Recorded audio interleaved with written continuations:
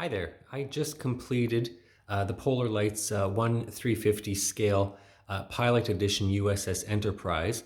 And I just wanted to do a brief video highlighting some of the things that I've actually applied to this particular model.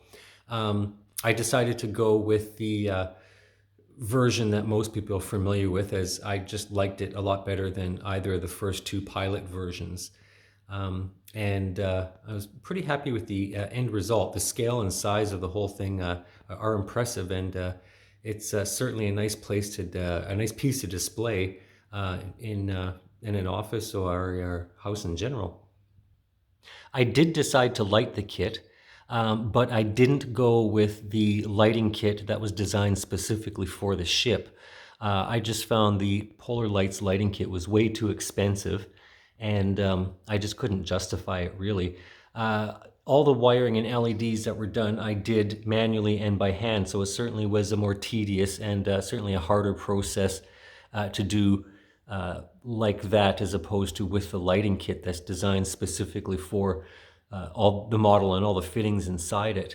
The Bassard collectors don't have the rotating blades on the inside. Unfortunately, that is one thing that comes with the lighting kit that I couldn't reproduce. I did, however, include some flashing color changing LEDs in amongst the red LEDs, which gives it an active look. So I was actually quite impressed with the end result, having those lights and not necessarily having the spinning blades. It's hard to see it on camera. The light tends to flood a little bit, but you do get the general idea. The internal lighting with the saucer and the secondary hull, there's quite a bit of room to work with inside the hull, but you have to keep in mind that there are certain areas that have to fit together at some point, and certainly some areas that, like I said before, especially in the saucer, that are designed specifically for the lighting kit. So you have to keep in mind when placing the lighting inside, not to place it over the areas that are going to join together with the top and secondary hull, so that they actually fit together.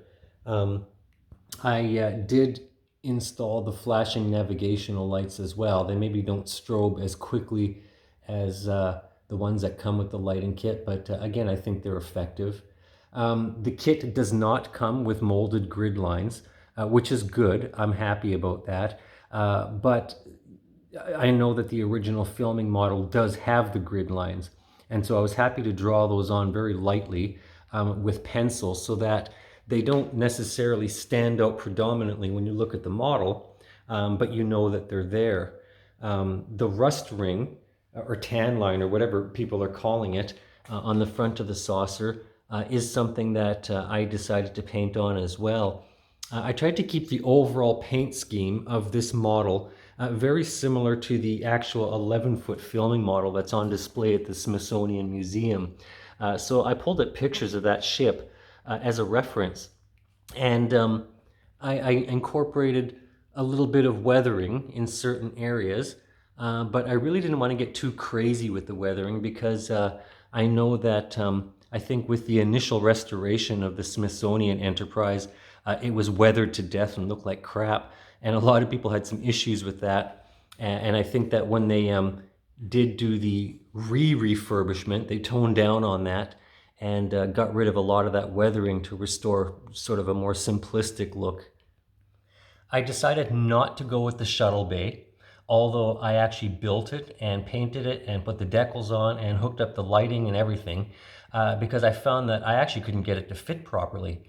It was just way too tight. It was creating problems. This area down here, I had a really hard time masking those little those little lights in there, so that they would illuminate from the back, just because there's a very small area between the top and bottom section where you can actually fit an LED in there. So I ended up having to drill three little light holes, I guess, and sort of improvise on that. There's a couple little areas in there that I haven't quite filled yet to stop that light leakage, but that's something I'm going to get around to shortly.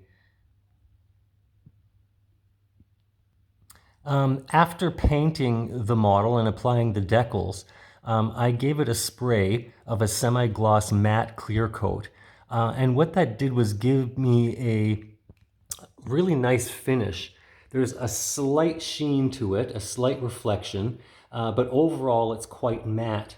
And again, I think that reproduces quite well what the actual filming model in the Smithsonian represents right now. The one issue I want to point out to a lot of people, and this is where I had a lot of, I think a lot of work involved, was the joining between the top and the bottom of the saucer. This area required so much sanding and so much gluing and so much resanding just to get that blended, and it was crazy. The top part of the saucer actually has a more inclined side to it than the bottom part. So you end up with this little tiny lip that goes around that you have to essentially fill and blend. So I found that part very tedious. That was probably, like I said, the hardest part of putting this model together. The model comes with this round base plate to which the pole's attached, which fits very nicely inside the ship itself. It's supported very, very strong. So because it's got a very strong support, there's no risk of the ship, the model tipping or anything like that. I did end up attaching it to a larger base plate simply because I do have this all wired up with my own lighting and is therefore run on batteries as opposed to an adapter that you would plug into the wall. So I wanted to have an area where all those wires could end up attached to the battery packs without having a bunch of conspicuous stuff laying around. And so it essentially just has two switches on the bottom part that adjust the lighting off and on. Again, it's probably not the most technical way of doing it, but I was happy with the end result. The size of this model, again, do make it quite nice to apply detail and weathering. And again, just really gives you something that makes for a really great display piece.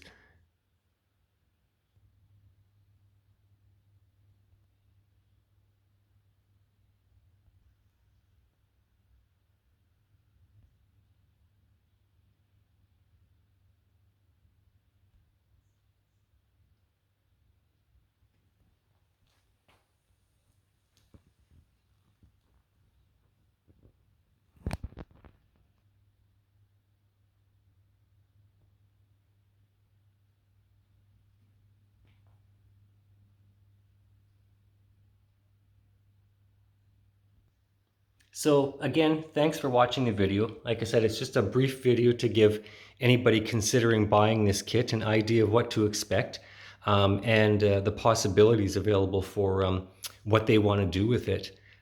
So yeah, it's a great kit. The parts overall fit really well together. It's very sturdy, it's very durable. The plastic is quite thick. So there's no risk of any of these parts drooping or sagging as long as you make sure everything is well glued once you're applying each piece together.